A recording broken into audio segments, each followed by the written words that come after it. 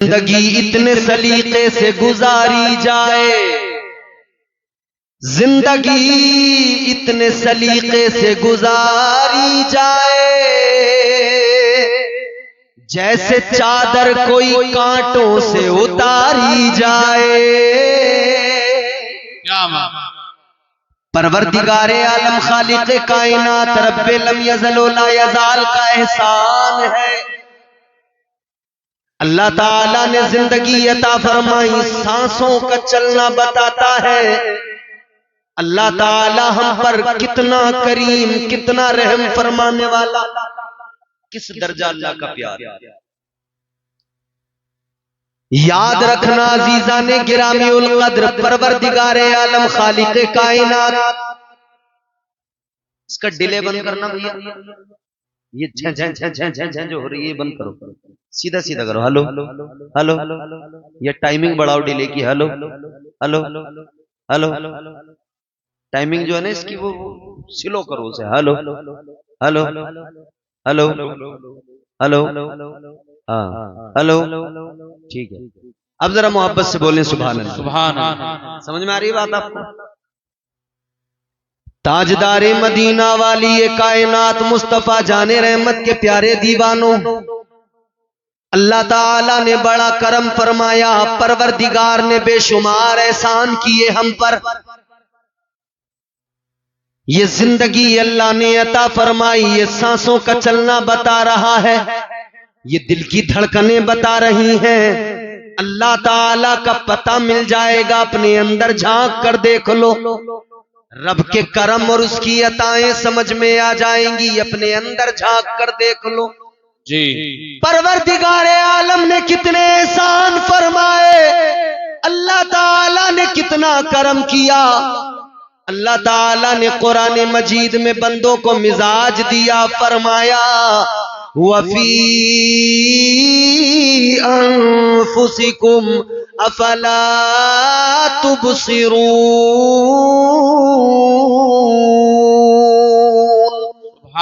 قرآن کہتا ہے اپنے اندر ذرا جھانک کر دیکھ لے، اپنے آپ میں ذرا غور کر کے دیکھ لے، اے اللہ کے بندے اپنے اوپر نظر ڈال، اپنے اوپر نظر ڈال، خود کو ذرا دیکھ لے، خود کو دیکھ، تجھے سمجھ میں آئے گا اللہ تعالیٰ نے تجھے بنایا، اس کی قدرت تجھے سمجھ میں آئے گی، اللہ نے تیری آنکھوں میں جو روشنی عطا فرمائی، دنیا کی ساری ٹیکنالوجی دم توڑ جائے گی، سارے ڈاکٹر، سارا سائنس دم توڑ دے گا، مگر ایسی روشنی آنکھ میں کوئی نہیں ڈال سکتا۔ اللہ تعالیٰ نے جو طاقت تیرے ہاتھ کو عطا فرمائی، اللہ تعالیٰ نے جو ہاتھ کو گھمانے کی صلاحیت تجھے دی ہے، کوئی چاہے جتنے روبوٹ بنا لے، مگر یہ صلاحیت، یہ طاقت کوئی نہیں ڈال سکتا ہے۔ اللہ تعالیٰ نے جو تجھے سونگنے کی طاقت عطا فرمائی ہے، جو اللہ نے عطا فرمائی ہے، ویسی طاقت تجھے کوئی عطا نہیں کر سکتا ہے۔ یاد رکھنا انسان اللہ تعالیٰ نے جیسا بنا دیا، یہ فقط اس کا بنانا ہے، کائنات ساری مل کر کوشش کر لے، کوئی دوسرا ایسا بنا نہیں سکتے ہیں جی۔ کیا بات، کیا بات۔ مزہ نہیں آ رہا مائک میں آپ کی، نہ جانے کی، شاید یا تو میں مائکوں پہ نہیں بولتا، ایسا بھی ہو سکتا ہے مجھے تجربہ نہ ہو مائکوں کا۔ زور سے بولیں سبحان اللہ، سبحان اللہ۔ عزیزان گرامی القدر، وہ ہمارا پروردگار ہے، وہ خالق کائنات، اس کی شان کیا سنو۔ میں آپ کو قرآن سناؤں گا، اللہ کا فرمان سناؤں گا، مصطفیٰ کی حدیث سے سناؤں گا، بس آپ تھوڑا سا اطمینان سے سنتے رہے۔ پروردگار عالم خالق کائنات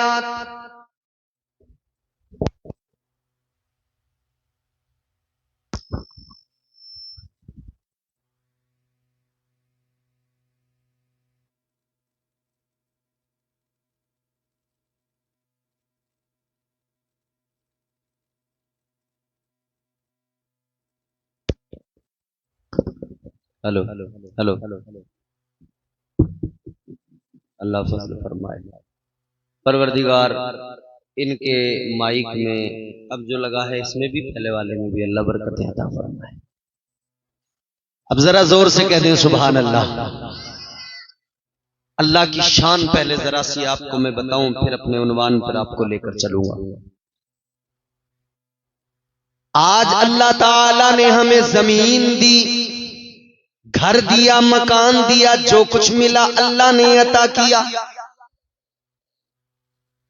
کسی کے پاس اگر 50 بیگھہ زمین ہو یا 100 بیگھہ زمین، وہ اس کو ایک زوم ہوتا ہے کہ میرے پاس بڑی ملکیت ہے. زمین ہو تب زوم ہے، مکان اچھا بن جائے تب زوم ہے، آدمی مغرور ہوتا ہے. جی اللہ تعالیٰ نے زمین عطا کی، گھر مکان عطا کیا، پروردگار نے کاروبار عطا کیا، آدمی کو زوم ہو گیا، انسان مغرور ہو گیا، کہنے لگا مجھے بڑی ملکیت میرے پاس ہے، بڑی دولت میرے پاس ہے، میں بڑی ملکیت کا مالک ہوں. مگر سنو عزیزو، اصل ملکیت کا مالک تو پروردگار ہے. قرآن مجید میں اللہ نے اعلان فرمایا تبارک الذی بیدہ الملک وہو علی کل شیء قدیر. پروردگار عالم نے اعلان فرمایا، قرآن کہتا ہے بڑی برکت والی ذات ہے پروردگار کی، وہی ملکوں کا مالک، وہی ساری کائنات کا مالک. جی پروردگار عالم ساری کائنات کا مالک، وہی ہمارا خدا، وہی بادشاہ، وہی نوازنے والا، وہی عطا کرنے والا. اس پروردگار کے بے شمار احسانات، مگر سب سے بڑا احسان یہ کہ اللہ تعالیٰ نے ہمیں اپنے محبوب کا امتی بنا دیا. سب سے بڑا احسان یہ اللہ تعالیٰ نے ہم گنہگاروں کو اپنا پیارا محبوب عطا فرمایا.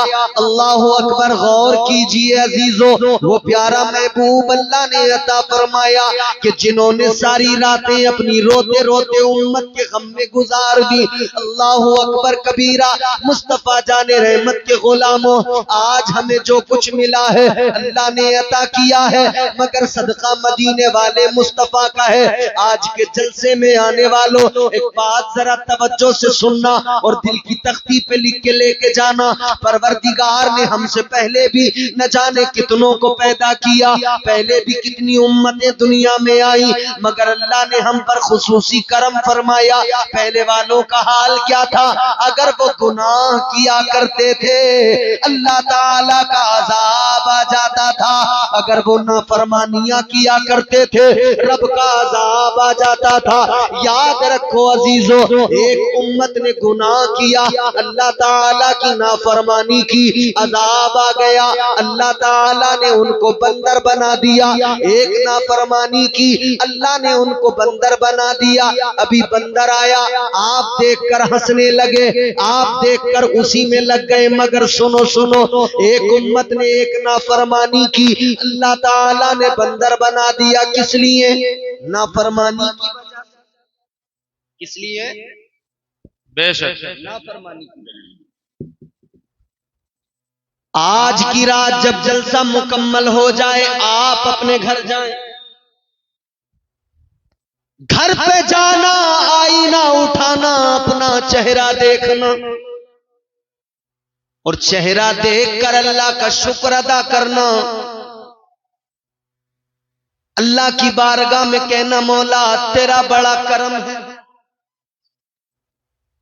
انہوں نے ایک نافرمانی کی، تو نے ان کو بندر بنا دیا. میں تو رات دن نافرمانی کرتا ہوں، صبح سے لے کر رات تک نافرمانیاں. اے میرے پروردگار، اتنی نافرمانیوں کے باوجود بھی تو نے مجھے بندر نہیں بنایا. میں صبح بستر سے اٹھتا ہوں نافرمانی کرتا ہوں، دن بھر میں جھوٹ بھی بولتا ہوں، غیبت بھی کرتا ہوں، چغلیاں بھی کرتا ہوں، مگر تو نے مجھے بندر نہیں بنایا. اتنی نافرمانیوں کے باوجود بھی اللہ نے بندر نہیں بنایا, چہرہ نہیں بگاڑا, اللہ نے چہرے مسخ نہیں کیے. اللہ کا شکر ادا کرنا مولا, تیرا بڑا کرم ہے. یا اللہ اتنی نافرمانیوں کے باوجود بھی میرا چہرہ سلامت ہے. اور ایک بات اور یاد رکھنا, اللہ تعالیٰ کا شکر ادا کرنا اور اس کو اپنا کمال نہ سمجھ لینا, اپنی عبادتوں کا کمال نہ سمجھ لینا. یہ نہ سمجھ لینا کہ میرے سجدوں نے مجھے بچایا ہے, یہ نہ سمجھ لینا کہ میری عبادتوں نے مجھے بچایا ہے. یاد رکھنا اگر عذاب نہیں آتا تو یہ ہمارے آپ کے سجدوں کا کمال نہیں ہے, یہ مدینے والے مصطفیٰ کا کمال ہے.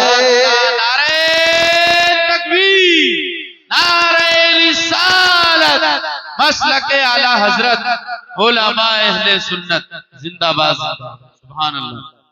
یہ ہمارے سجدوں کا کمال نہیں, مصطفیٰ کا کمال ہے. یہ مصطفیٰ کا صدقہ ہے جو اللہ کا عذاب نہیں آتا. اسلام کے ماننے والوں, آج ہم ساری دنیا کو کہتے تو ہیں, بتاتے تو ہیں, فخر کے ساتھ ہاتھ اٹھا کے ہم کہتے تو ہیں اسلام سب سے اچھا مذہب, اسلام سب سے پیارا مذہب. لیکن جب عمل کی بات آئے تو ہمارا حال یہ, ہم اس مذہب مہذب کے اصول و ضوابط کو اپنانے کو تیار نہیں, اسلام کے اصولوں پر عمل کرنے کو تیار نہیں. اس مذہب نے ہم پر جو چیزیں نافذ کی, مصطفیٰ جان رحمت کے فرامین کے ذریعے جو پیغامات ہم تک پہنچے, کیا ہے اسلام؟ اسلام یہی ہے, آپ ایمان لانے کے بعد شریعت مصطفیٰ پر عمل کریں. اللہ تعالیٰ نے نماز فرض فرمائی 5 وقت کی. آپ کا کام ہمارا کام کہ ہم 5 وقت با جماعت نماز ادا کریں. اللہ تعالیٰ نے پیارے مصطفیٰ تاجدار مدینہ کے ذریعے جو احکامات ہم تک پہنچائے, ہماری ذمہ داری ہم عمل کریں. اسلام کہتا ہے جھوٹ بولنا حرام ہے, ہماری ذمہ داری ہم جھوٹ سے پرہیز کریں. یاد رکھنا عزیزو, آج ساری دنیا کے اندر مسلمان جس حال میں ہے ہم سب واقف ہیں.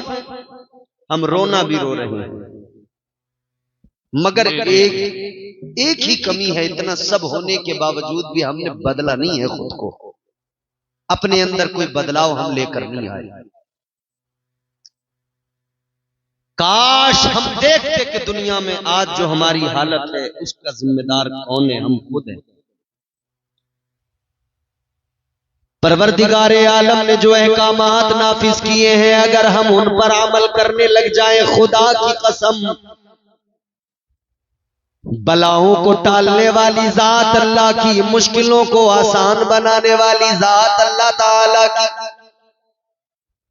اے لوگوں, ہمارا کام اتنا, ہم اللہ تعالی کے نافذ کردہ اصول و ضوابط قوانین پر عمل کرنے لگ جائیں. نماز اسلام میں ہم کو 5 وقت کی اللہ تعالیٰ نے عطا فرمائی, فرض فرمائی. نماز پڑھنے لگ جائیں تاکہ نماز جب ہم نماز میں سر جھکائیں, ہمارا رب ہماری پیشانیوں کو جھکتا ہوا دیکھ کر, ہماری پیشانیوں کو زمین پر دیکھ کر راضی ہو جائے. عزیزان گرامی القدر, آج مصیبت آئی ہوئی ہے, آج حالات یہ ہے ایک کے بعد ایک مسجدوں پر حملہ کیا جا رہا ہے. مگر یاد رکھنا, آج ہم رو رہے ہیں مسجدوں کا رونا, لیکن پھر بھی نماز پڑھنے کو تیار نہیں, پھر بھی پیشانیاں جھکانے کو تیار نہیں, پھر بھی رب کے حضور سجدہ کرنے کو تیار نہیں. تاجدار مدینہ نے نماز کی اہمیت بیان فرمائی. پروردگار عالم کے پیارے تاجدار محبوب نے نماز کا مقام بیان کیا. ادھر سنو میری طرف دیکھو. اللہ تعالیٰ نے نماز فرض فرمائی, مصطفیٰ نے اعلان فرما دیا. آقا نے فرمایا نماز میری آنکھوں کی ٹھنڈک ہے. اے مسجدوں کو بچانے والوں, پہلے اپنی پیشانیاں مسجدوں میں جھکاؤ. مسجدوں کے لیے صرف میدان میں آ کر شور کرنا کافی نہیں ہوتا, بلکہ پہلے مسجدوں میں سر بھی جھکانا ہوتا ہے. اور اتنا سب ہونے کے باوجود بھی, اتنا سب دیکھنے کے باوجود بھی ہم کو کیا چاہیے تھا کہ آج وہاں ایسا ہوا ہے, چلو ہم تو خود کو بدلے, ہم تو اپنے گاؤں کی مسجدوں کو آباد کرے, ہم تو 5 وقت کی نمازیں پڑھنے لگ جائے. لیکن افسوس برابر ہے, نماز پڑھنے کو ہم تیار نہیں. افسوس برابر ہے, ایک وقت بھی سر جھکانے کو ہم تیار نہیں. اللہ اکبر کبیرہ. آؤ عزیزوں میں ایک بات بتاتا ہوں. آج اگر آپ کا کہنا یہ ہے کہ نماز میں جانے نہیں دیتا شیطان, یا نماز میں دل نہیں لگتا ہمارا, تو یاد رکھنا میرے آقا نے نسخہ بتا دیا, تاجدار مدینہ نے طریقہ بتا دیا. آپ نماز کو آئیے, آپ کم از کم آ کر نماز پڑھنا تو شروع کیجئے. دھیرے دھیرے دھیرے دھیرے اس دل میں نماز کی محبت اور اہمیت خود بخود اللہ ڈال دے گا, اور نماز میں دل بھی لگنے لگے گا, نماز میں دل بھی لگنے لگے گا. کیونکہ قرآن نے خود اعلان کیا, اللہ تعالیٰ نے فرمایا ان الصلاۃ تنہا عن الفحشاء والمنکر. اللہ نے فرمایا نماز بے حیائیوں سے, بری باتوں سے روکتی ہے. سبحان اللہ. ایک اکیلی نماز ہے مگر روکتی ہے نہ جانے کتنی برائیوں سے. مزے کی بات میں آپ کو بتاؤں, نماز بے حیائیوں سے, برائیوں سے روکتی ہے, مگر جتنا آدمی کا نماز میں دل نہیں لگتا نا, اس سے کہیں زیادہ نماز کی بات سننے میں دل نہیں لگتا. یہ بھی ایک سچائی ہے. جی جی جی. نماز کی بات بھی سننا آدمی کو گوارا نہیں ہے. جلسوں میں تو یہ سوچ رہے ہیں لوگ کہ بس باہر سے مولانا آئے اور ایک رات میں تمام گاؤں کو جنتی بنا کے چلے جائے. مولانا کے باپ کی جنت نہیں ہے, اللہ پاک کی جنت ہے. دنیا بھر کا کوئی بھی مولوی آئے آپ کو ایک رات میں جنتی نہیں بنا سکتا. یاد رکھنا جنت اللہ تعالی کی مالک مصطفیٰ. جنت میں جانا ہے تو اسی طریقے سے جاؤ گے جو طریقہ مصطفیٰ نے عطا فرمایا ہے. سبحان اللہ. ایک شخص میرے حضور کی بارگاہ میں آیا, آقا کی بارگاہ میں آیا ایک شخص, کہنے لگا حضور کلمہ تو پڑھ لوں, ایمان تو لے آؤں گا, مگر نماز نہیں پڑھوں گا. سنیں, بہت توجہ سے سنیں. اس کا مطلب یہ ہے کہ نماز واقعی انسان کی طبیعت پہ اسے وقتی طور پر گراں تو گزرتی ہے, مگر اس کے فوائد بڑے ہیں. سبحان اللہ. اور جب ایک بار انسان عادی ہو جائے تو پھر اس کا دل بھی نہیں لگتا ہے بغیر نماز. نوجوانوں, جلسہ کرانے والوں مبارکباد ہے, مگر سنو سنو, جس طرح سے جلسے کرا رہے ہو اسی طرح سے مسجدوں میں اور جانے لگو, نمازی اور بن جاؤ. خدا کی قسم, ادھر تم جلسے بھی کرا رہے ہو اور مسجدوں میں جاؤ گے نماز پڑھو گے, خدا کی قسم تمہاری پیشانیوں سے سجدوں کا نور نظر آئے گا. ساری دنیا جب نوجوان کو, اس نمازی کو دیکھے گی, اس کا خوف دنیا پہ ایسا ہوگا کوئی آنکھ ملانے والا نہیں ہوگا. وہ جنہوں نے دنیا کو فتح کیا, وہ جنہوں نے دنیا پہ اسلام کا پرچم لہرایا, وہ بے نمازی نہیں تھے, سب نمازی تھے. سبحان اللہ. سبحان اللہ. سبحان اللہ. بہت. جنہوں نے قیصر و کسریٰ کو فتح کیا تھا, جنہوں نے روم کی حکومت کا تختہ پلٹ دیا تھا, وہ بے نمازی نہیں تھے, سب نمازی تھے. ہم تو چین و سکون کی زندگی گزار رہے ہیں پھر بھی نماز نہیں پڑھتے. انہوں نے تو تلواروں کے سائے میں نمازیں ادا کی. ہم تو بڑے مزے کی زندگی گزار رہے ہیں، گوشت سے روٹی کھا رہے ہیں، بریانیاں کھا کے نماز نہیں پڑھ رہے. انہوں نے سوکھے ہوئے چمڑے پانی میں بھگو بھگو کر ان کو چبا چبا کر پیٹ کی آگ بجھائی، یا کچھ نہ ملا تو فاقے کیے، مگر پھر بھی انہوں نے نمازیں ادا کی، پھر بھی انہوں نے سجدے کیے. یہ ان کی بات تھی. آج ہم چاہتے تو یہ ہے دنیا کو فتح کر لیں، مگر ایک وقت نماز پڑھنے کو تیار نہیں. اللہ اکبر. ارادہ تو یہ ہے کہ ہم ساری دنیا کو فتح کر لیں، مگر نماز ایک وقت کی پڑھنے کو تیار نہیں. ایک شخص حضور کی بارگاہ میں آیا، کہنے لگا حضور کلمہ تو میں پڑھ لوں گا مگر نماز نہیں پڑھوں گا، ایمان تو لے آؤں گا مگر نماز نہیں پڑھوں گا. آقا نے فرمایا اچھا نماز نہیں پڑھو گے؟ کہا نہیں پڑھوں گا. تو حضور نے پتہ کیا فرمایا؟ حضور نے فرمایا چلو ایک کام کرو، تم کلمہ پڑھو، بس 40 دن نماز پڑھ لو، اس کے بعد میں تمہاری مرضی مت پڑھنا. بولو نا سبحان اللہ، سبحان اللہ. زور سے بولو. کتنے دن آقا نے فرمایا؟ بس 40 دن نماز پڑھ لو، بس 40 دن پڑھ لو. تاجدار مدینہ والی کائنات مصطفیٰ جان رحمت نے فرمایا 40 دن نماز پڑھ لو، پھر تمہاری مرضی مت پڑھنا. اتنا سنا تو کہنے لگا چلو اتنا تو کر ہی لوں گا، 40 دن میں کیا ہے پڑھ لوں گا. مصطفیٰ جان رحمت نے کلمہ پڑھایا، اس نے کلمہ پڑھا، ایمان لے آیا. سبحان اللہ. کلمہ پڑھ لیا، 40 دن نمازیں پڑھنے کو راضی ہو گیا، کہنے لگا پڑھ لوں گا.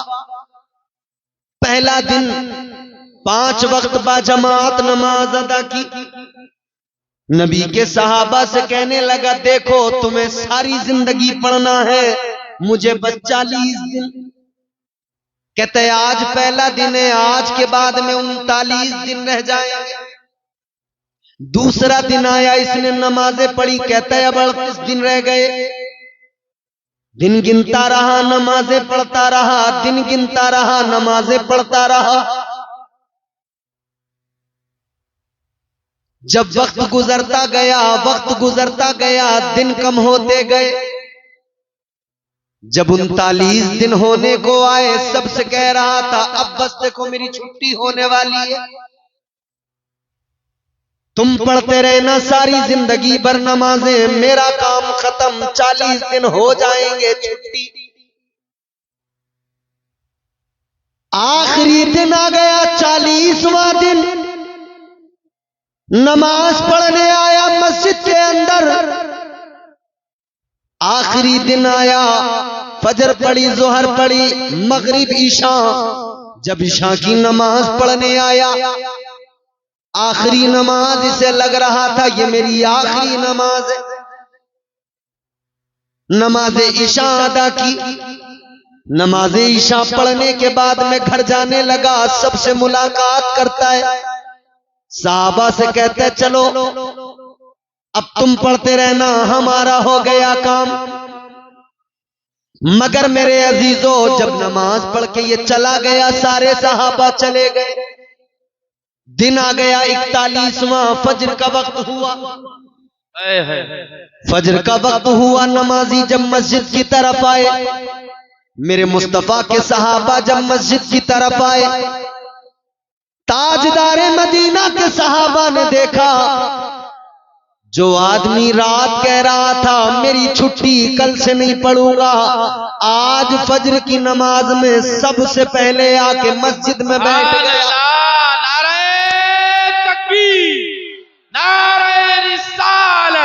اصلاح معاشرہ کانفرنس زندہ باد. سبحان اللہ.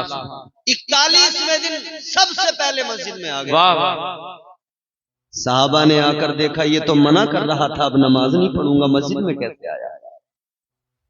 میرے مصطفیٰ جان رحمت کے پیارے دیوانوں غور کرو، 41واں دن ہے، سب سے پہلے مسجد میں آ گیا، مسجد میں بیٹھ گیا نماز کے لیے۔ جب سب سے پہلے آیا دیکھا تو صحابہ نے معلوم کیا، تو رات تک کہتا تھا اب نماز نہیں پڑھوں گا، رات تک کہتا تھا صبح سے میری چھٹی، کیا ہوا جو تو نماز پڑھنے مسجد میں صبح صبح چلا آیا؟ سب سے پہلے فجر کی نماز میں آ گیا، کہنے لگا رات تک تو میں بھی یہی سوچ رہا تھا، اب مجھے نماز پڑھنے کی ضرورت نہیں ہے، اب میرا کام ہو گیا، وعدے کے مطابق 40 دن میں نے نماز پڑھ لی، اب مجھے نماز پڑھنے کی ضرورت نہیں، اب مجھے سجدے کرنے کی ضرورت نہیں، اب مجھے بندگی کی ضرورت نہیں۔ کہنے لگا مگر جب میں رات جا کر بستر پہ سویا، جب میں رات جا کر بستر پہ لیٹا، کہتا ہے مجھے ساری رات نیند نہیں آئی، کروٹیں بدلتا رہا، میرے دل میں ایک ہلچل سی پیدا ہو گئی، میرا دل مجھ سے کہنے لگا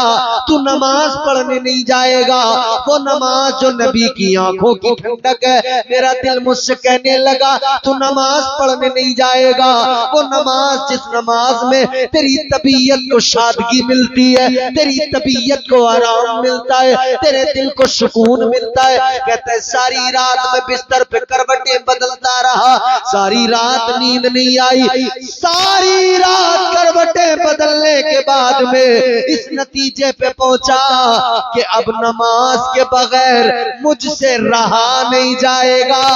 کہنے لگا 40 دن کی نماز نے مجھے ایسا بدل دیا، اب کوئی مجھے روکے گا تب بھی میں رک نہیں پاؤں گا، بلکہ اب میں جب نماز پڑھوں گا تبھی میرے دل کو سکون آئے گا۔ سبحان اللہ، سبحان اللہ، بہت خوب۔ کہتا ہے اب اگر نماز نہیں پڑھوں گا تو میرے دل کو قرار ہی نہیں ملے گا، سکون ہی نہیں ملے گا۔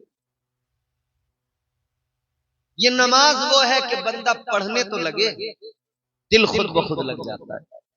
ایک اللہ والے تھے، ایک بزرگ تھے، ان کی بارگاہ میں ایک شخص آیا، کہنے لگا حضور نماز میں دل نہیں لگتا۔ آپ لوگوں کا لگتا ہے دل؟ یہ بڑا خطرناک سوال ہے۔ لگتا تو 5 وقت کی پڑھتے، نہیں پڑھتے ہو تو مطلب صاف ہے کہ لگتا نہیں ہے۔ مگر سنو، جن کا نہیں لگتا ہے ان کے لیے بات بتا رہا ہوں، بڑے فائدے کی بات بتا رہا ہوں، جن کا نماز میں دل نہیں لگتا۔ اللہ والے کی بارگاہ میں ایک آنے والا کہ کہنے لگا نماز میں دل نہیں لگتا، کیا کروں؟ اللہ والے نے فرمایا سن، نماز میں اگر تیرا دل نہیں لگتا تو تجھے خوشخبری سنا رہا ہوں۔ کہا کیسی خوشخبری؟ اللہ والے نے فرمایا خوشخبری یہ ہے اگر تیرا نماز میں دل نہیں لگتا ہے تو تجھے ڈبل ثواب ملے گا، تو بس نماز پڑھتا رہے۔ سبحان اللہ، نماز میں دل بھلے نہیں لگتا ہے مگر تو پڑھتا رہے، تجھے ڈبل ثواب ملے گا۔ کہنے لگا حضور ڈبل کیسے؟ فرمانے لگے ڈبل اس لیے ملے گا، ایک تو یہ کہ تیرا دل نہیں لگتا، طبیعت نہیں لگتی، پھر بھی پڑھ رہا ہے تو شیطان کے وسوسوں سے، شیطان کے مکر سے بچ کر آ رہا ہے، خود کو زبردستی نماز کے لیے لا رہا ہے۔ اس زبردستی آنے اور لانے پر، دل نہ لگنے کے باوجود نماز پڑھنے پر، ایک تو اس پر تجھے ثواب ملے گا اور دوسرا نماز پڑھنے پر اللہ تجھے ثواب عطا کرے گا۔ فرمانے لگے اگر تیرا دل نماز میں نہیں لگتا اور زیادہ پڑھ، اللہ تعالی ڈبل ثواب عطا فرمائے گا، پروردگار تجھے مزید ثواب عطا فرمائے گا۔ یاد رکھنا عزیزو، اگر دل نہیں لگتا ہے اور زیادہ پڑھو تاکہ اللہ تعالی ڈبل ثواب عطا فرمائے۔ تو اسلام کا پہلا ضابطہ تو یہ ہے کہ آپ نمازی بنے، پہلا اصول تو یہ ہے کہ بندہ نمازی بنے۔ لیکن ہم نے معاشرے میں ایسے بھی لوگ دیکھے جو نمازی تو ہیں، نماز تو پڑھتے ہیں مگر نمازوں کو بچا نہیں پاتے۔ جتنا ضروری نماز پڑھنا اس کو بچانا بھی اتنا ضروری۔ پہلی چیز یہ، آدمی نماز پڑھے تو اس کی نماز کی کوالٹی یہ ہو کہ اس کی نماز اسے برائیوں سے بچائے،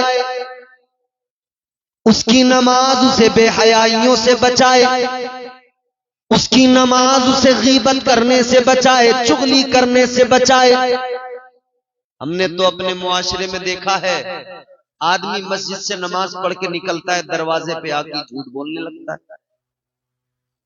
آدمی مسجد سے نماز پڑھ کے نکلا قبلہ، مسجد کے دروازے سے اس نے غیبت کرنا شروع کر دیا۔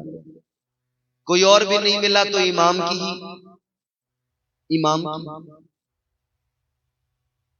یاد رکھنا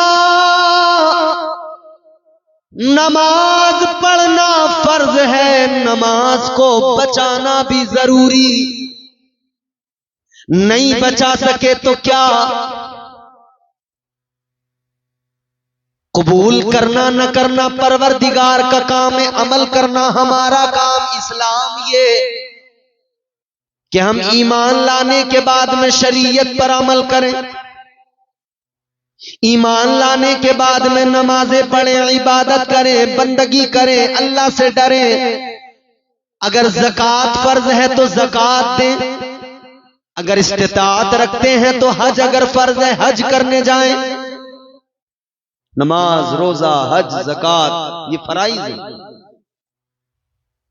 اسلام کو ماننے والوں، اسلام پر عمل کرنے والوں، اسلام کے اصول و ضوابط یہ ہیں۔ لیکن ہم نے کتنے لوگ ایسے بھی دیکھے کہ وہ نماز بھی پڑھ رہے ہیں، روزے بھی رکھ رہے ہیں، حج بھی کر کے آئے ہیں، مگر حج کرنے کے باوجود بھی جھوٹ برابر ہے، نماز پڑھنے کے باوجود بھی جھوٹ برابر ہے، تمام نیک اعمال کرنے کے باوجود بھی غیبت کر رہے ہیں، چغلیاں کر رہے ہیں۔ جانتے ہو اس سب کا اصل ریزن کیا ہے؟ وجہ یہ ہے میرے عزیزو، آج ہمارے اعمال میں دکھاوا ہے، ریاکاری ہے، خلوص نہیں ہے۔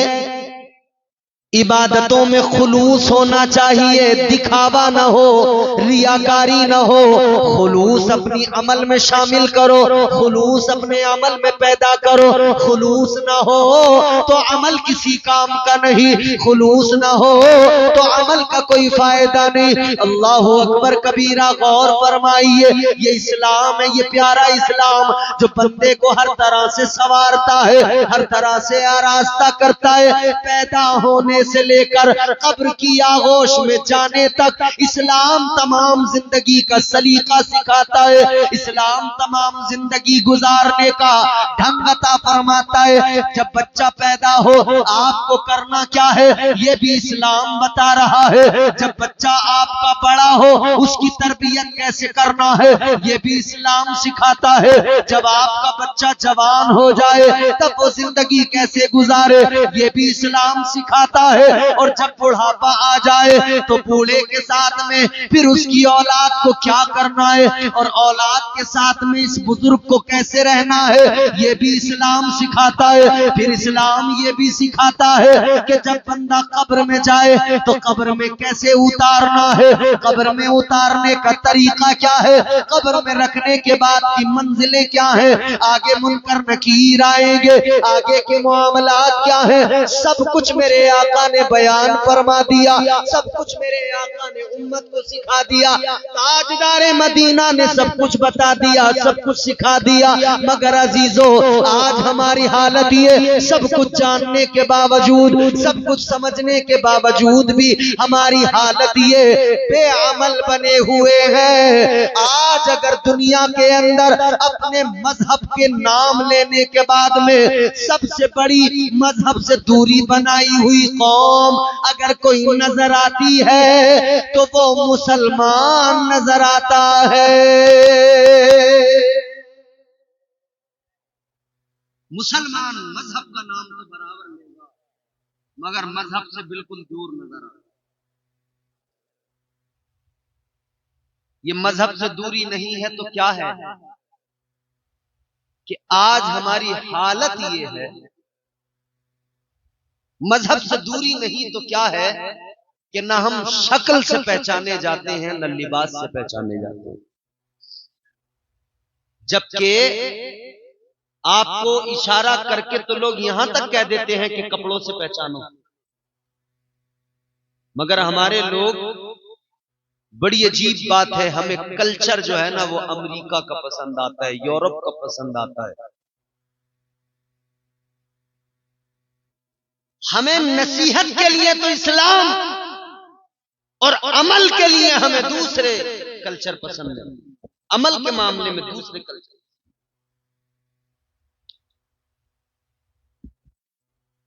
کلچر کی بات جہاں تک ہے نا، اگر ہمیں مصطفیٰ کا دیا ہوا کلچر پسند آیا ہوتا تو ہمارے چہروں پہ مصطفیٰ کی سنت ہوتی، اگر ہمیں کلچر مصطفیٰ کا پسند آیا ہوتا تو ہم نے اپنی تربیت اپنی بچوں کی تربیت ایسے کی ہوتی جیسے میرے مصطفیٰ نے حسنین کریمین کی تربیت کی۔ ہم نے اپنے بچوں کی تربیت کیسے کی؟ ہمارے بچے بگڑتے گئے، ہم نظر انداز کرتے گئے، ہمارے بچے گالیاں دیتے گئے، ہم نظر انداز کرتے گئے، ہمارے بچے رات دن بے حیائیوں میں ملوث رہے، ہم نظر انداز کرتے رہے، ہماری قوم کی بیٹیاں بے پردہ ہوئیں، ہم نے اپنی آنکھوں کو موند لیا۔ یاد رکھنا اقبال نے کہا کی محمد سے وفا، تو نے تو ہم تیرے ہیں، یہ جہاں چیز ہے کیا لوح و قلم تیرے ہیں۔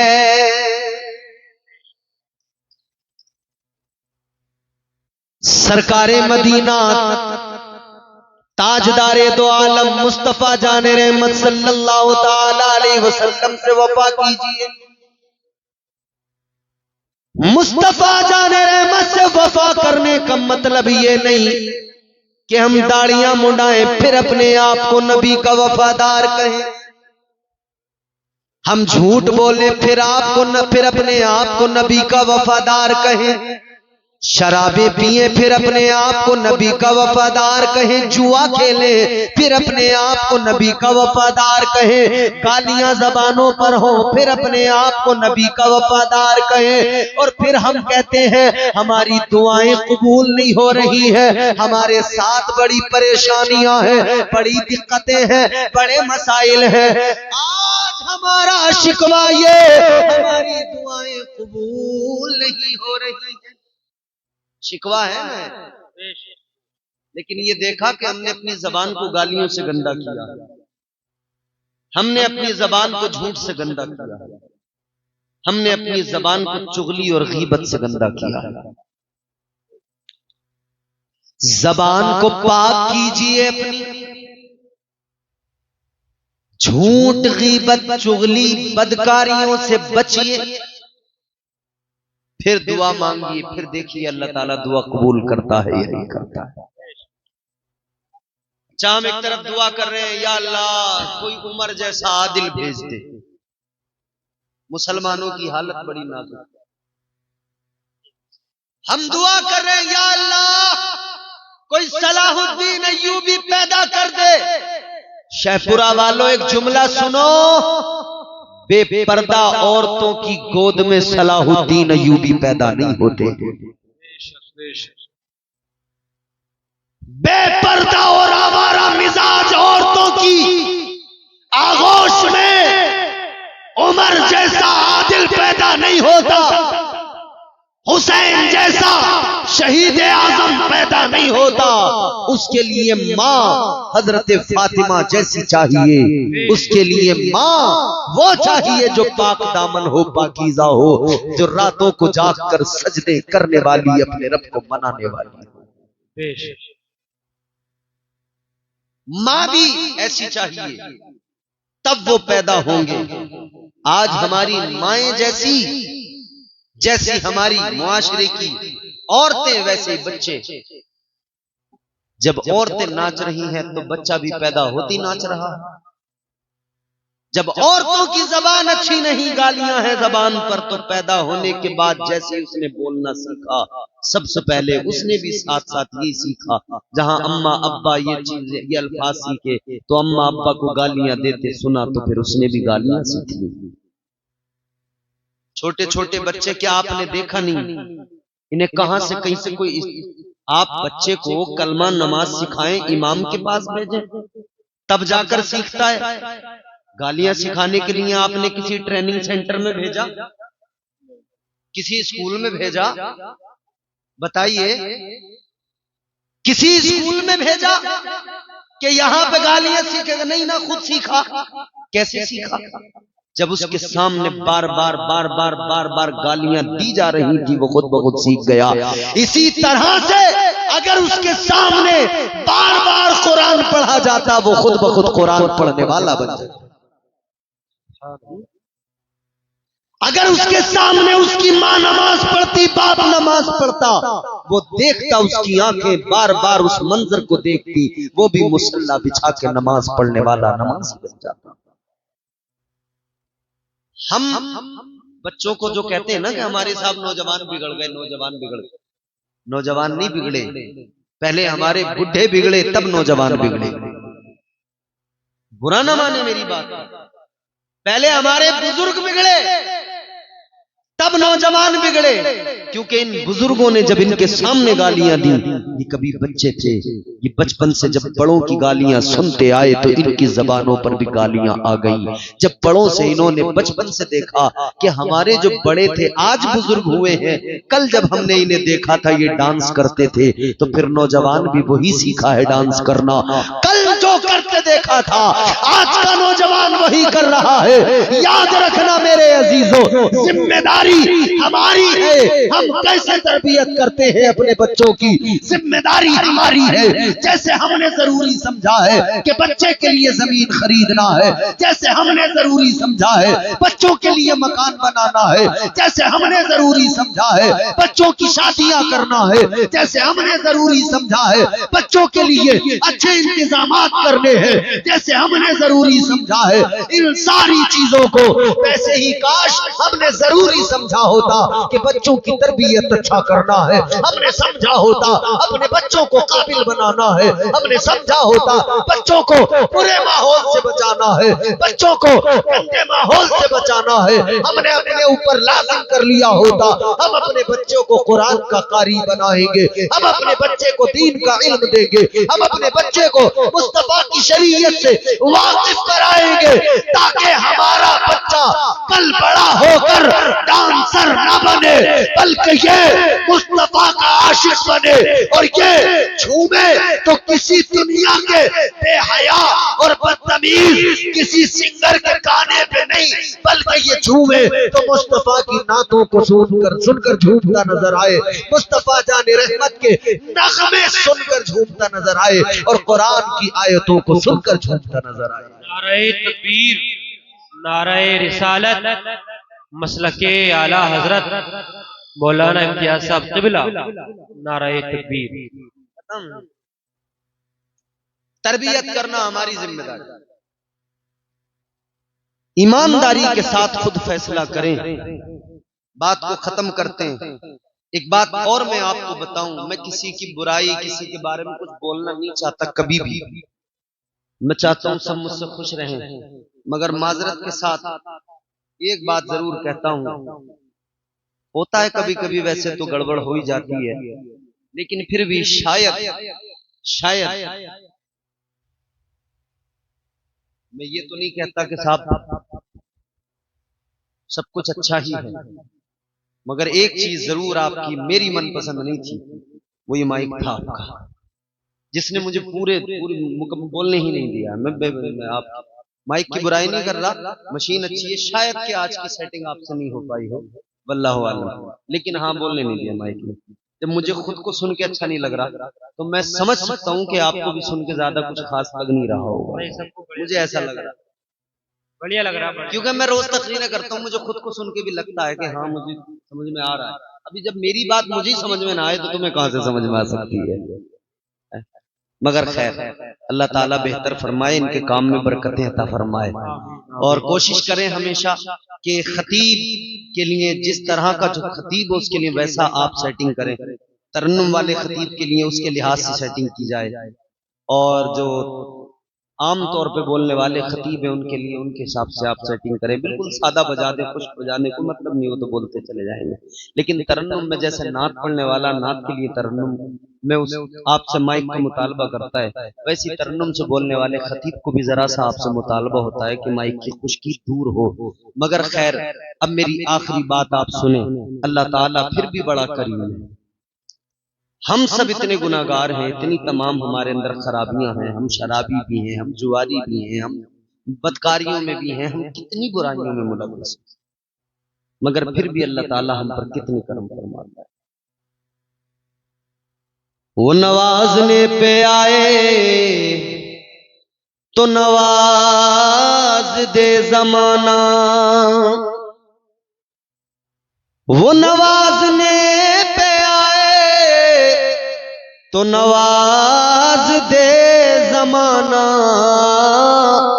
وہ کریم ہی جو ٹھہرا تو کرم کا کیا ٹھکانہ۔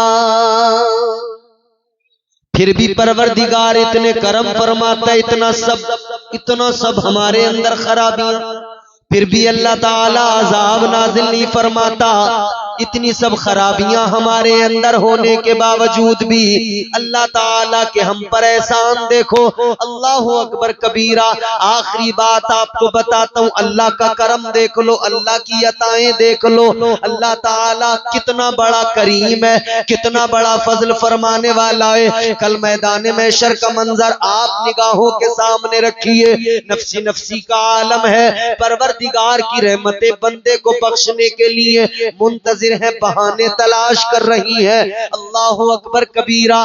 کل میدان محشر میں ایک انسان ہوگا، پروردگار عالم کی عدالت میں کھڑا ہوگا، اللہ کی بارگاہ میں، اللہ کی عدالت میں کھڑا ہوگا، پروردگار عالم کی بارگاہ میں جب اس کے اعمال کا وزن کیا جائے گا، اللہ تعالی کی عدالت میں جب اعمال تولے جائیں گے، اعمال اس کے اتنے نیکیاں اور گناہ، ایک پلے میں نیکیاں ایک میں گناہ جب وزن کیا جائے گا تو اتنے کہ ایک نیکی کی بس ضرورت پڑے گی، ایک نیکی کم پڑ جائے گی فقط جنت میں جانے کے لیے، ایک نیکی کی ضرورت پڑے گی بس جنت میں جانے کے لیے۔ دونوں پلے برابر ہیں، ایک نیکی آ جائے کام بن جائے، ایک نیکی مل جائے پروانے جنت مل جائے۔ جلدی سنو، یہ پریشان ہوگا، سوچے گا ایک نیکی کم پڑ گئی، کاش میں نے کوئی ایک عمل ایسا کر لیا ہوتا دنیا میں کہ یہ ایک نیکی کی کمی بھی پوری ہو جاتی اور میں جنت کا حقدار بن جاتا۔ ایک نیکی کم پڑ گئی، کیا کروں؟ اللہ تعالی کی عدالت میں اللہ تعالی نے فرمایا،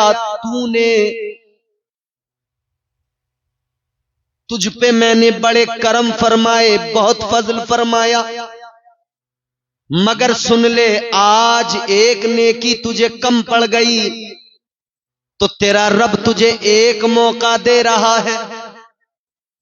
میدان محشر میں بھی اللہ تعالی نے ایک موقع دیا، فرمایا جا ایک نیکی کسی سے مانگ لے، ایک نیکی کسی سے لے آ، تو ایک نیکی لائے گا تیرا رب تجھے جنتی بنا دے گا۔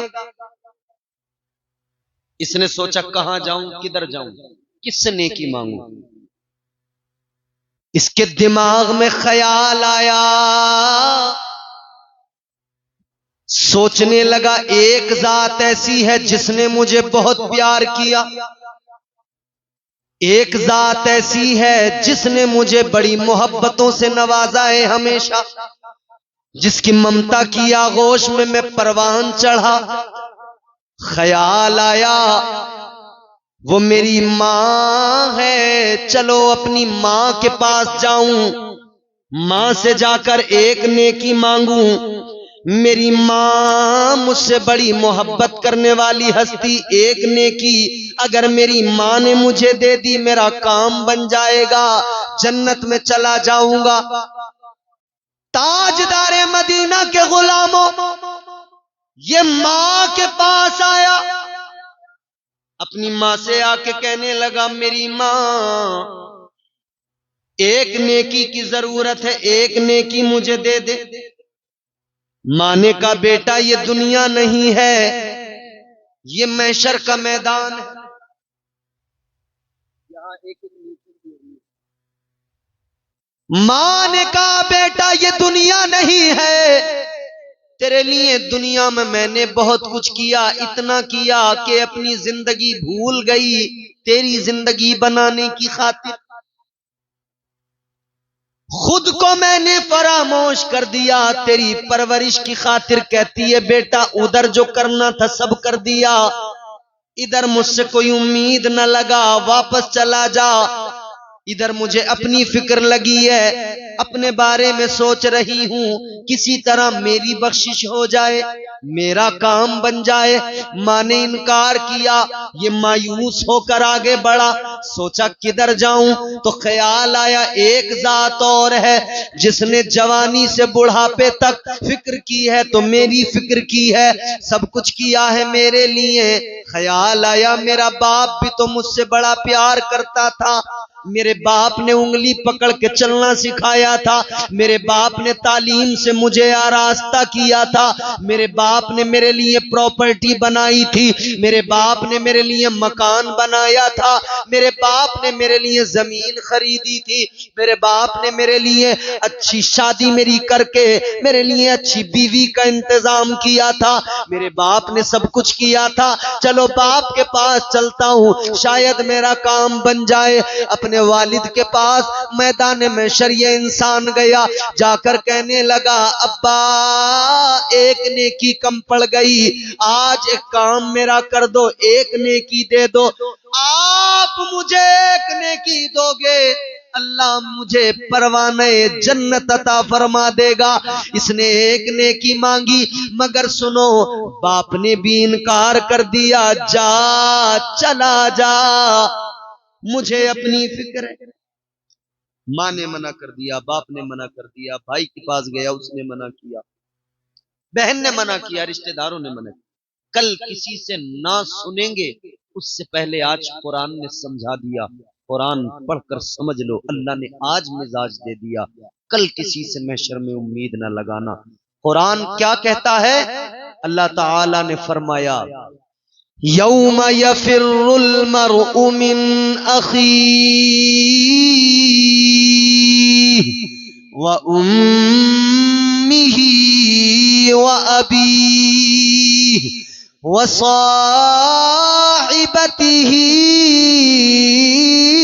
وبنیہ۔ قرآن کہتا ہے کوئی ادھر کام میں نہ آئے گا، نہ تیرا ماں، نہ تیری ماں، نہ باپ، نہ بھائی، نہ بہن، نہ بیوی، نہ کوئی رشتہ دار، کچھ نہیں۔ الغرض یہ جب مایوس ہوا، کسی نے نیکی نہیں دی تو اس کو خیال آیا کہ شاید اب بات بننے والی نہیں ہے۔ کہتا ہے اب تو مجھے دوزخ میں جانا ہی ہے، کیونکہ نیکی نہیں ملی تو جنت میں کیسے جاؤں گا۔ خیال آیا اب کام نہیں بنے گا تو خود ہی سر جھکایا، شرمندہ ہوا، مایوس ہوا اور دوزخ کی طرف چل پڑا۔ جب یہ چلا راستے میں اسے ایک اور ملا، اس نے اس کے چہرے کو دیکھا، کہا کیا ہوا بڑا غمگین ہے؟ کہنے لگا غم کیوں نہ ہو مجھے، پریشان کیوں نہ ہو جاؤں میں، ایک نیکی کم پڑ گئی، ایک نیکی فقط جس کی وجہ سے میں جنت میں جانے سے رک گیا۔ اس نے کہا ایک کم پڑی ہے نا، اس کا مطلب نیکیاں تو اتنی ہیں تیرے پاس کہ ایک اور ہو تو تو جنت میں چلا جائے، ہیں تیرے پاس نیکیاں، بس ایک کم پڑی ہے۔ وہ کہنے لگا تو اتنا مایوس ہے، میری حالت دیکھ، میرے پاس کیا ہے، صرف گناہ، صرف گناہ، کوئی نیکی ہی نہیں ہے۔ کہا مطلب؟ کہا بس ایک نیکی میرے پاس، تجھے ایک کم ہے، میرے پاس لے دے کے ایک ہی نیکی ہے۔ کہنے لگا چل تو بڑا مایوس ہے، ایک نیکی سے میں تو جنت میں جانے والا ہوں نہیں، مگر تیرا کام ضرور بن جائے گا۔ تو ضرور جنت میں چلا جائے گا. کہنے لگا میرا تو ایک نیکی سے کام نہیں بننے والا, تو ایک نیکی میری لے جا, جا تو مایوس نہ ہو, جنت میں چلا جا. یہ بڑا خوش ہوا, نیکی لی, اللہ کی عدالت میں آیا, میزان پر لا کر نیکی کو رکھا, نیکی رکھی تو اس کا پلہ بھاری ہو گیا. اللہ نے فرمایا تو نیکی لے آیا, اب تجھے جنت کا حقدار بنایا جا رہا ہے, جا جنت میں چلا جا. آخری جملے سنو اور اسی پر آپ اس جملے کو اپنے دل دماغ میں محفوظ کر لو. رب کی رحمتیں بہانے تلاش کرتی ہیں, مگر پہلے ذرا اپنا محاسبہ کر لو. مگر اللہ تعالیٰ کتنا بڑا کریم ہے نا, کتنا بڑا پیار کرنے والا, اس سے زیادہ کون ہمیں محبت کر سکتا ہے. ادھر یہ نیکی لے کے آیا, اللہ نے فرمایا تو جنت کا حقدار, چلا جا. یہ جنت کی طرف چلا, ابھی کام بنا ہے, بڑا خوش ہوا ہے, اب یہ جنت کی طرف چلا ہے. اللہ تعالیٰ نے فرمایا ذرا رک جا. ڈر گیا, گھبرا گیا, جیسے تیسے کام بنا, جا رہا ہوں جنت میں. اللہ تعالیٰ نے پھر روک لیا, پتہ نہیں کیا ہوگا. پروردگار عالم نے فرمایا جاتے جاتے ایک بات بتا کر جا, یہ جو نیکی تو لے کر آیا کس نے تجھے دی, کہاں سے لے کر آیا؟ میدان محشر میں نفسی نفسی کا عالم ہے, مگر تجھے ایسے ماحول میں کسی نے نیکی دی ہے, کون ہے وہ, کس نے دی, کہاں سے لایا؟ اب اس نے سارا ماجرا سنایا, یا اللہ فلاں آدمی ملا, اس نے دی. اللہ تعالیٰ نے فرمایا ایک کام کر, جنت میں تو جائے گا, مگر جانے سے پہلے اسے ذرا لے کر آ جس نے تجھے ایک نیکی دی, اسے ذرا بلا کر لا. یہ دوڑ کے گیا, کہنے لگا, اس کو جا کر ملا, اس سے جا کر کہنے لگا چل تجھے رب کی عدالت میں جانا ہے, اللہ نے بلایا ہے. چل پروردگار عالم نے بلایا ہے. اس نے جیسے ہی کہا وہ ساتھ آیا رب کی عدالت میں. پروردگار نے فرمایا تو نے اس کو نیکی دی, یا اللہ میں نے دی. اللہ تعالی نے فرمایا ایک بات بتا, میدان محشر میں کوئی کسی کے کام نہیں آ رہا ہے, سب کو اپنی اپنی فکر لگی ہے, مگر تو نے جو اس کو نیکی دی وجہ کیا, کیوں دی؟ کہنے لگا یا اللہ ایک ہی نیکی تھی میرے پاس, میں نے سوچا میرا تو کچھ نہیں ہونے والا, چلو میری نیکی سے یہی جنت میں چلا جائے. پروردگار نے فرمایا میدان محشر میں تو نے اسے ایک نیکی دے کر سخاوت کا مظاہرہ کیا, سخاوت تو نے دکھائی. اللہ نے فرمایا اب ذرا یہ بتا سب سے بڑا سخی کون ہے, سب سے بڑا سخی کون؟ یہ کہنے لگا یا اللہ سب سے بڑا سخی تو ہے, تجھ سے بڑا سخی تو کوئی نہیں. اے میرے پروردگار تجھ سے بڑا کائنات میں سخی کوئی نہیں. اللہ نے فرمایا تو سن لے, جب سب سے بڑا سخی مجھے مانتا ہے تو سن لے, تیری سخاوت یہ کہ تو نے ایک نیکی دے کر اسے جنتی بنایا, اور تیرے رب کی سخاوت یہ کہ تیرا رب تیری اسی ادا پر تجھے جنتی بنا رہا ہے. وہ نوازنے پہ آئے تو نواز دے زمانہ, وہ کریم ہی جو ٹھہرا تو کرم کا کیا ٹھکانہ. یاد رکھو عزیزو اللہ تعالی بڑا کریم ہے, مگر ہمیں چاہیے ہم اپنے رب کے قریب ہوں, اسلام کو پوری طرح سے اپنی زندگیوں میں داخل و شامل کریں, اسلام کے اصول و ضوابط پر عمل کریں, انشاءاللہ تعالی دنیا بھی سنور جائے گی, آخرت بھی سنور جائے گی. اللہ تعالیٰ نے ایک عمل کی توفیق دے. پروردگار ہمیں برائیوں سے بے حیائیوں سے محفوظ فرمائے. استغفر اللہ ربی من کل ذنب واتوب الیہ. کلمہ شریف پڑھیں لا الہ. اللہ ماں باپ کے اٹھے ہاتھوں کا اتنا بھرم رکھتا ہے کہ جب ہاتھ اٹھ جاتے ہیں تو اللہ نیچے آنے سے پہلے ان ہاتھوں کو مقبولیت کی ضمانت عطا فرما دیا کرتا ہے. لیکن صحیح بات یہ بھی ہے کہ ایک باپ کے لیے بیٹے کا جنازہ اس کے پورے زندگی کے بوجھوں سے کہیں زیادہ بھاری ہوتا ہے. اور ہم نے دنیا کو یہ کہتے سنا ہے کہ جب سے جوان بیٹا گیا کہ باپ کی کمر ٹوٹ گئی. اس بات سے پتہ چلتا ہے کہ بیٹا صرف وارث نہیں ہوتا، بیٹا باپ کی کمر کا زور ہوا کرتا ہے، بیٹا باپ کی طاقت بھی ہوتا ہے. لیکن نوشتہ تقدیر یکے بعد دیگرے سب کو جانا ہے.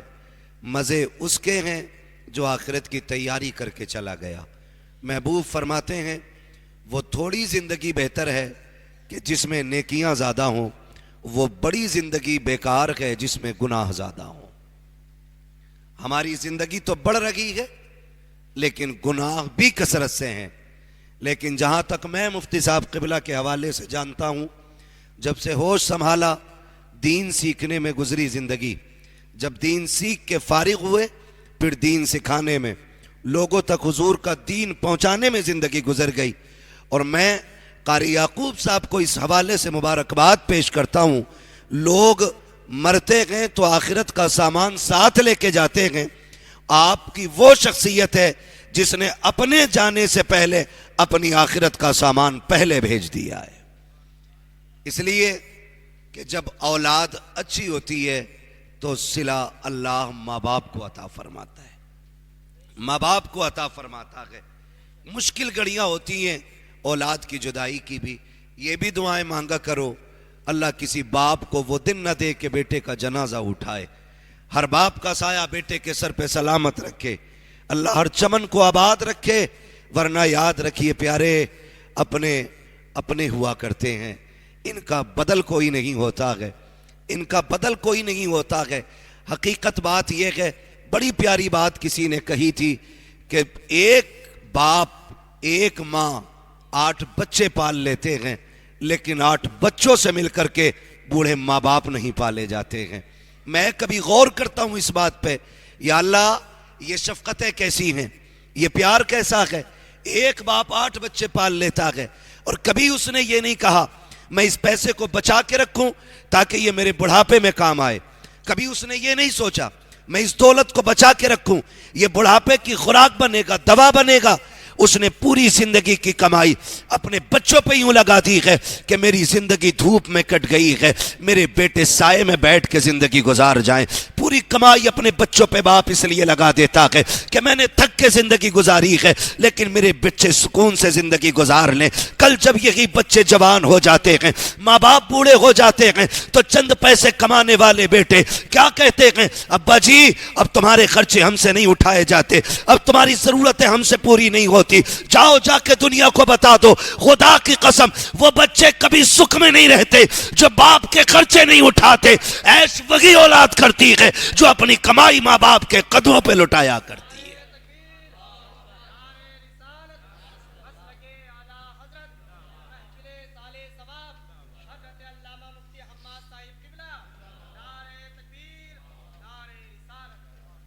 میں گزارش کروں گا نوجوانوں سے، ماں باپ ہیں تو قدر کر لیں.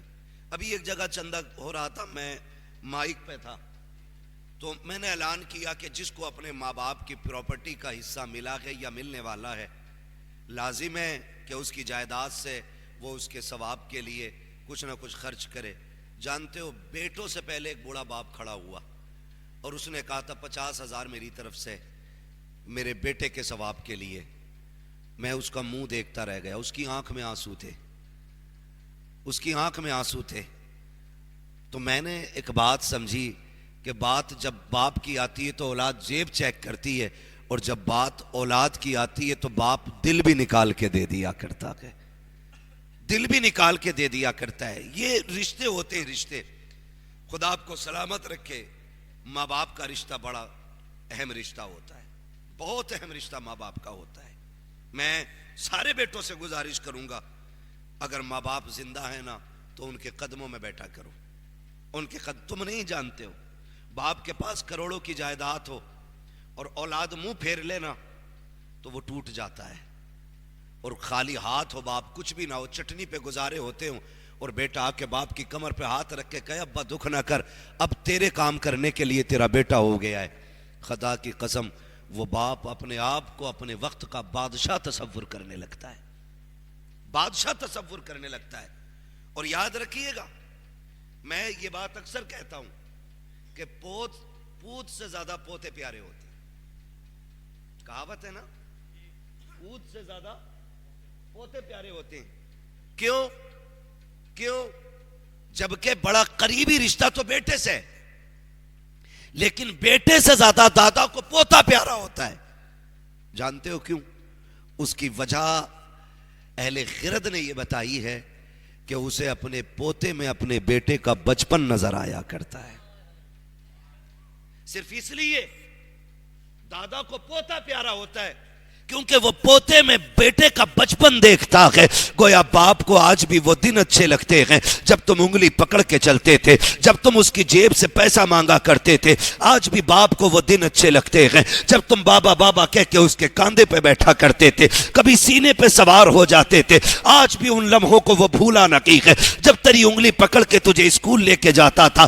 آج تو حیرت ہوتی ہے، بوڑھا باپ کہتا بیٹے دوا چاہیے، بیٹا کہتا مجھے وقت نہ کی ہے۔ میں پوچھنا چاہتا ہوں، جب تم چھوٹے تھے باپ پہلی مرتبہ تمہیں اسکول یا مدرسہ چھوڑنے کے لیے گیا تھا، جب تم اسکول کے اندر داخل ہوئے اس نے انگلی نہیں چھوڑی تھی، رو رہا تھا۔ مدرسے کے اسٹاف اور اسکول والوں نے آ کر کے بچے کا ہاتھ پکڑا، بیٹے چلو کلاس کے اندر۔ اس نے منہ پلٹ کے دیکھا اور جاتے جاتے ابا سے کہا تھا ابا اس وقت تک نہ جانا جب تک میں نہ آ جاؤں۔ خدا کی قسم تاریخ گواہ ہے، آج جن بیٹوں سے باپ کے بستر کے پاس چارپائی نہیں ڈالی جاتی، میں ان کو جگانا چاہتا ہوں۔ جو 10 منٹ باپ کے پاس نہیں بیٹھتے، میں انہیں آگاہ کرنا چاہتا ہوں۔ جب تم 5 گھنٹے کے لیے اسکول کے اندر گئے تھے اور تم نے ایک بار کہا تھا رو کر کے ابا جانا نہیں، میں تمہارے ساتھ واپس جاؤں گا، یہ باپ 5 گھنٹے کبھی دیوار سے لگ کے کھڑا ہوا، کبھی پیڑ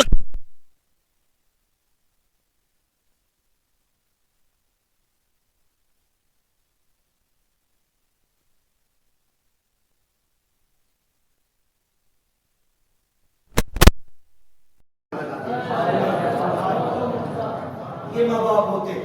نعرہ تکبیر، نعرہ رسالت، مسلک اعلیٰ حضرت، علماء اہل سنت، نعرہ تکبیر، نعرہ رسالت۔ ان کا کوئی بدل نہیں، ان کا کوئی بدل نہیں۔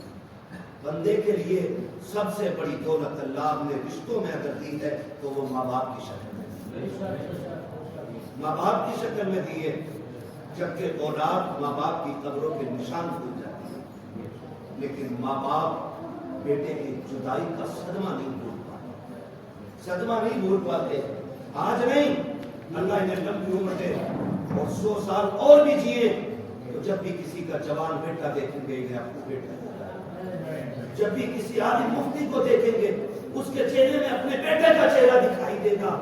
خدا کی قسم یہ رشتے باپ کے اولاد سے ہوتے۔ پھر میں پوچھنا چاہتا ہوں، پھر بیٹوں کو کسی بوڑھے میں باپ کا چہرہ نظر نہیں دیتا، کسی کے سفید بالوں میں اپنے باپ کا نقشہ دکھائی تو نہیں دیتا۔ وجہ صرف اتنی ہے کہ ہم نے رشتوں سے زیادہ دنیا کو اہمیت دی ہے، اپنی دولت کو اہمیت دی ہے۔ یاد رکھو، دولت یہ ہاتھ کا میل ہوتی ہے، ہاتھ کا میل ہوتی ہے، آج نہیں ہے کل ہو جائے گی۔ یاد رکھیے گا، دولت محنت سے ملتی ہے، رشتے خدا کی رحمت سے ملا کرتے ہیں، خدا کی رحمت سے ملا کرتے ہیں۔ خدا را ان رشتوں کو مضبوط رکھے۔ آج دیکھو باپ بیٹے کی برائی کرنا چاہتے ہیں، کہہ رہا اس سے بہتر تھا کہ یہ مر جاتا، ایسا ہے ویسا ہے۔ اور بیٹے کو دیکھو تو وہ باپ کی برائی کر رہا ہے، وہ کہہ رہا اللہ کسی کو ایسا باپ نہ دے اور ظالم زبان کو لگام دے۔ محبوب فرماتے سن، اگر تیرے ماں باپ تجھ پہ ظلم کرے پھر بھی تجھے حق نہیں ہے خلاف زبان کھولے، ان کی زبان کے خلاف زبان کھولے ظلم کے باوجود بھی۔ اور ہم صرف اس بات پہ ماں باپ کو چھوڑ دیتے ہیں کیونکہ ہمارے بیٹے کو انہوں نے روتے وقت گود میں نہیں لیا تھا۔ اتنی سی بات کو لے کر کے نہ کریں یار، رشتوں کی قدر کریں، چوک راستوں میں کسی کی برائی نہ کریں۔ رشتے گھر کے اندر ہی سنولتے ہیں، گھر کے اندر ہی بگڑتے ہیں۔ رشتوں میں کب تباہی آتی ہے؟ جب دو کے بیچ میں کوئی تیسرا آ جاتا ہے. باپ بیٹوں کا مسئلہ ہے, بیٹھ کے معافی تلافی کر لو. ایک بار ابا کے پیر پکڑ, کہتا نہیں میرے ابا بڑے سخت ہیں. میں کہتا ہوں خدا کی قسم یہ اوپر سے سخت ہے, اندر سے اس سے زیادہ کوئی نرم نہیں ملتا ہے, ملتا ہی نہیں ہے. آج کہہ رہا نہیں مجھے ابا کی صورت نہیں دیکھنی, میرا نبی ہے. سگے چچا بغل میں چل رہے ہیں, پیچھے ہو گئے, آقا نے ہاتھ پکڑ لیا, چچا پیچھے نہ چلیں, محبوب تیری جوتیوں کا صدقہ مل جائے, یہی زندگی کی معراج ہے. کہا چچا میرے ساتھ چلا کریں. کہا کیوں؟ کہا لوگ کہتے ہیں تمہاری شکل میرے باپ عبداللہ سے ملتی ہے, جب آپ پیچھے چلتے ہیں تو مجھے لگتا ہے کہ میرے باپ کی پیٹھ ہو گئی ہے مجھ سے. نبیوں کا امام ہو کر کے صرف ملتے چہرے کی اتنی قدر کرتا ہے, اگر سگے باپ کا دور پاتا تو وہ کتنا احترام کر کے دکھاتا. میں پوچھنا چاہتا ہوں, بدلیں اپنے رویے, بدلیں اپنے رشتے. کائنات میں سب سے بڑی دولت ماں باپ کی دولت ہے. اللہ نے محبوب کو 2000 سے زیادہ لقب عطا فرمائے. کتنے؟ 2000 سے زیادہ. جو خصاب پٹھان چودھری ہو وہ قطعی نہ بولے, یہاں وہ بولے جو حضور کا نوکر بن کے بیٹھا ہے. کتنے رشتے, کتنے نام؟ 2000 سے زیادہ عطا فرمائے. لیکن آقا کریم فتح مکہ ہوئی, حضور نے نماز پڑھائی, 14000 کا لشکر پیچھے سب بسب کھڑا ہے. نماز پڑھا کے فارغ ہوئے, ٹیک لگا کے بیٹھے رونے لگ گئے. حضرت عمر دوڑ کے آ گئے, قدموں میں بیٹھے, محبوب کسی نے کچھ کہا ہو تو جوانیاں لوٹا دیں گے, بتائیں زندگی قربان کر دیں گے, روئے کیوں؟ کہا عمر آج مجھے میری ماں کی یاد آ گئی ہے, آج میری ماں کی یاد آئی ہے. یہ کون کہہ رہا ہے؟ یہ میرا نبی کہہ رہا ہے. نبی آج ہماری 2 کوڑی کی اوقات نہیں, اور اپنے ماں باپ کے آگے زبان چلاتے ہیں, ان کے آگے بگڑ جاتے ہیں. نبیوں کا امام کہہ رہا ہے عمر آج ماں یاد آ گئی. یا رسول اللہ آپ کو بھی ماں یاد آتی؟ کہا ہاں. آقا بتائیں نا کیا یاد آئی؟ حضور کہتے عمر میرا جی چاہتا ہے, میری ماں نے مجھے تب دیکھا تھا جب میں چھوٹا سا تھا, کاش آج دیکھتی میری ماں. درختوں کو سجدہ کرتے دیکھتی تو ماں کا کلیجہ ٹھنڈا ہوتا. میری ماں کو صرف ایک تکلیف رہی, میرا بیٹا یتیم ہے, اکیلا ہے. آج پتھروں کو میرا کلمہ پڑھتے دیکھتی تو میری ماں کتنی خوش ہوتی. آج 14000 کی امامت کی ہے میں نے, اور یہ 14000 صرف نماز پڑھنے والے نہیں, عمر یہ میرے اشارے پہ جان دینے والے کھڑے تھے. آج میری ماں ہوتی, میرے ان دیوانوں کو دیکھتی تو کتنی راضی ہو جاتی. عمر بھی اشکبار ہے, نبی بھی اشکبار ہے. آقا اور کیا یاد آ رہی ہے؟ میرا نبی کہتا ہے عمر سنو, آج میرا جی چاہتا تھا کاش میری ماں ہوتی, میں مصلی امامت پہ ہوتا, میری ماں حجرے کے اندر ہوتی, اندر سے آواز آتی بیٹے محمد میری بات سن جا. آقا کہتے ہیں عمر نماز توڑ دیتا, مصلی چھوڑ دیتا, ماں کی خدمت میں چلا جاتا. آقا نماز چھوڑ جاتے. جی عمر. آقا کس لیے؟ میرے نبی کہتے ہیں عمر نماز خدا کے لیے ہے, لیکن یاد رکھو خدا بھی تب راضی ہوتا ہے جب ماں باپ راضی ہوا کرتے. اس سے ہر شخص کو نصیحت سیکھنی چاہیے. ہمیں رب رسول کو راضی کرنے کی اگر کوشش ہے نا, تو سب سے پہلے ماں باپ کو راضی کرنے کی کوشش کریں. ماں باپ کو راضی کرنا ہے دے بھائی, کوئی مسئلہ نہیں ہے, یہ بھی بیٹھے نا ایسی ہم بیٹھے. ماں باپ کو راضی کرنے کی سب سے زیادہ کوشش کریں. اللہ تعالی ہمیں ماں باپ کی قدر کرنے کی توفیق عطا فرمائے اور ان کی عزت کرنے کی توفیق عطا فرمائے. ہم اپنی زندگی میں آخرت کی تیاری کر کے چلیں, آخرت کی تیاری کر کے چلیں. ماں باپ سے دعائیں, میں کہتا ہوں نوجوانوں گھر سے نکلتے وقت دعائیں لے لیا کرو ماں باپ کی, اور ان سے دعائیں لے کے گھر سے نکلا کرو. ماں باپ اکثر ہمارے ان پڑھ ہوتے ہیں, مگر ہمارے لیے ان پڑھ ہیں. خدا کی بارگاہ میں بڑی قدر ہے ان کی, بڑی شان ہے. جو جملے یہ نہیں دہرا پاتے ان سے کہلوا لیا کرو, دعا کرنا ابا جی اللہ خیریت سے لے کے جائے, خیریت سے واپس لائے. اس لیے کہ جب یہ دعائیں دے دیں گے انشاءاللہ خیریت سے جاؤ گے, خیریت سے واپس آؤ گے. اپنے ماں باپ سے دعائیں لے کے نکلا کرو, دعائیں لے کے نکلا کرو. ہمیں تیاری کرنی ہے آخرت کی, اور تیاری کے لیے ہمیں تسبیح لے کے جنگل میں نہیں نکلنا ہے, ہمیں مسجد میں آ کے نہیں بیٹھ جانا ہے 24 گھنٹے کے لیے. تیاری کے لیے اتنا بھی بہت ہے, فرضیت کے ساتھ ساتھ لوگوں کے حقوق ادا کرنا شروع کر دیں. فرضیت کی ادائیگی کے ساتھ ساتھ صرف لوگوں کے حقوق ادا کر دیں، شروع کر دیں، کسی کو زبان سے تکلیف نہ دیں، کسی کو ہاتھ پیر سے تکلیف نہ دیں. کوئی آپ کا پڑوسی ہے نا تو آپ اس کا پورا پورا خیال رکھیں، پورا پورا خیال رکھیں. محبوب علیہ السلام جب پڑوسیوں کے حقوق بیان فرما رہے تھے نا تو صحابہ کہتے ہیں ہمیں لگتا تھا کہیں ہماری جائیداد میں ان کو حصے دار نہ بنا دیں، حصے دار نہ بنا دیں. آج سب سے بڑا کمپٹیشن پڑوسی سے ہے، سب سے بڑا کمپٹیشن، سب سے بڑا مقابلہ پڑوسی سے ہے. مجال ہے اپنے گھر کے اندر کتے پیشاب کر رہے ہوں اور دروازے پہ پڑوسی کے گھر سے دھوکے سے کوئی ڈبہ آ کے گر جائے نا تو پورے محلے کو سر پہ اٹھا کے ہم گالی بولتے ہیں اور پھر کہتے ہم جنتی ہیں. خیال رکھو، فرمایا جس کے ہاتھ اور زبان سے مومن محفوظ نہ ہو، حضور فرماتے ہیں وہ ہمارے طریقے پہ ہے ہی نہیں، وہ ہمارا ہے ہی نہیں. یہ آقا کا فرمان ہے. اور ہمیں تو غیرت ہی نہیں آتی ہے، 4 پیسے کما لیے تو اب ہماری نظر میں کسی کی عزت ہی نہیں ہے، دولت یہیں رکھی رہ جائے گی. تب تک کے تماشے ہیں جب تک آنکھیں کھلی ہیں. وہی آپ کا ہے جو اللہ کی راہ میں خرچ کر جاؤ یا کھا لو، باقی جو ہے وہ آپ کا نہیں، آپ کے وارثوں کا ہے، آپ کے بعد والوں کا ہے. اس لیے آپ سے میری گزارش ہے آپ آخرت کی ہم سب مل کے تیاری کی کوشش کریں. حقوق پڑوس کے کتنے اہم ہوتے ہیں. آقا کریم کون سے ستم نہیں تھے بتائیے، کون سا ستم نہیں تھا. حضور چلتے تھے تو لوگ پتھر مارتے تھے، راستے میں کانٹے بچھاتے تھے، گڈھے کھودے جاتے تھے. اللہ نے ہر موڑ پر اپنے محبوب کی مدد فرمائی اور حفاظت فرمائی. لیکن میرا نبی اخلاق کا کتنا بلند ہے. کبھی غور کیا حضور کے گھر میں گوشت آیا، حضور فرماتے ہیں خدیجہ جی یا رسول اللہ کا شوربہ بڑھا دینا. آقا کس لیے؟ کہا کہ آج ہمارے گھر گوشت آیا ہے، ہم اکیلے نہیں کھائیں گے، اپنے پڑوسیوں کو اس میں شامل کریں گے. آقا کریم نے پیالوں میں گوشت لیا اور جو گالیاں دینے والے تھے، پتھر مارنے والے تھے، ان کا دروازہ بجا رہے. آج عید کے دن سگے باپ کو چھوڑ کے سوئیاں کھا گیا اور نئے کپڑے پہن کے عیدگاہ پہ جھمال رہا. مل گئی جنت؟ اور جنت کی چابی تو گھر چھوڑ آیا تو نہیں ملنے والی ہے، ملنے والی نہیں. آقا فرماتے ہیں جس سے باپ راضی ہوتا ہے اس سے خدا پاک راضی ہوتا ہے.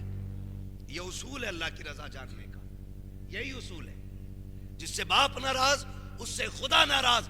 پھر مسجدیں نہیں تو کعبے میں جا کے حرم کی زمین گھس دے، جب تک باپ راضی نہیں ہوگا خدا پاک بھی راضی نہیں ہوگا. یہ اصول ہے اس کے، یہ اصول ہے اس کے. مجھے راضی کرنا پہلے باپ کو راضی کروں، وہ راضی نہیں تو پھر میں بھی راضی. سگے باپ کو چھوڑ کر کے دنیا کو سوئیوں پہ بلا رہے ہو. اگر باپ نہیں آیا تو کیا خاک کی تم نے سوئیاں، کوئی نتیجہ نہیں تیری دعوت کا. ہاں اب حضور کی آپ زندگی دیکھیں. دروازہ ان کا بجا رہے ہیں جو حضور کے دشمن ہیں. دروازہ کون؟ آقا کہتے ہیں نا محمد الرسول اللہ. اندر سے آواز آتی دروازہ نہیں کھولیں گے. کہا کیوں؟ کہا میں تمہاری کوئی بات نہیں سننی ہے، چلے جاؤ. آئے کیوں ہو؟ میرے نبی کہتے تھے میں تمہیں دین دینے نہیں آیا، میں تبلیغ کے لیے نہیں آیا. ہمسایہ ہو، میرے پڑوسی ہو، دروازہ کھولو، کچھ لے کر کے آیا ہوں. جیسی دروازہ کھولتے پیالے میں گوشت دیکھتے کہتے یہ کیوں لے کے آئے ہو؟ کہا ہم کھا لیتے، تم محروم رہتے. یہ ہماری غیرت کو گوارا نہ کی ہے. خدا کی قسم تاریخ گواہ ہے، اندر صرف پیالہ نہیں جاتا تھا، ہاتھ کے ساتھ ساتھ مصطفیٰ کا دین گھر میں چلا جاتا تھا. آج بھی اس اخلاق کی ضرورت ہے، آج بھی اس کردار کی ضرورت ہے، آج بھی ایسے رویے اختیار کرنے کی ضرورت ہے جس سے ہمارے مصطفیٰ کے دین کی جھلکیاں نظر آنی چاہیے. دین کی جھلکیاں. وہ لوگ یہ کہنے پہ مجبور ہو جائیں اگر امتی اتنے شان والے ہیں تو پھر ان کے نبی کتنے شان والے ہوں گے. یہ ایک ایسا ماحول ہمیں بنانا ہے اور آخرت کی تیاری کرنی ہے. اس سے پہلے کہ مسجد سے ہمارا بھی اعلان ہو، ہم اپنے اعلان کی تیاری خود کر لیں. اور جو کہتے ہیں دیکھا جائے گا، کر لیا جائے گا. ابھی عمر کیا آئی ہے، ابھی تو بال کالے ہیں، ہوئے نامور بے نشاں کیسے کیسے، زمین کھا گئی آسماں کیسے کیسے. بڑے بڑے آج زمین کے اندر چلے گئے لوگ جن کے نام کی دعائیاں دیتے تھے، آج وہ بھی منو مٹی کے نیچے ہیں. تیری میری اوقات کیا ہے، 8 دن نہیں بن لگیں گے کہ یہ کیڑے کھا جائیں گے بدن، کچھ نہیں بچنا ہے، بال ہڈیاں ساری گل جانی ہیں. او بھائی پھر اس کے لیے فکر نہیں کرنی ہے، ہمیں آخرت کی زندگی کے لیے فکر کرنی ہے. آخرت کے لیے میں ان سے گزارش کروں گا کہ جو لوگ اب یہ داڑھی رکھنے سے محروم ہیں، خدا توفیق دے چہرے سجا لیں، حضور کی سنت سجا لیں اپنے چہروں پہ، تاکہ جب کفن میں لپٹ کے جائیں تو فرشتے دیکھ کے یہ نہ پوچھیں کس کا امتی ہے، کہاں سے آیا، کون ہے، بلکہ تیرے چہرے کے بال بتا دیں حضور سے محبت کر کے قبر تک آیا گئے۔ وہ کہا تھا بیدم نے کہا تھا،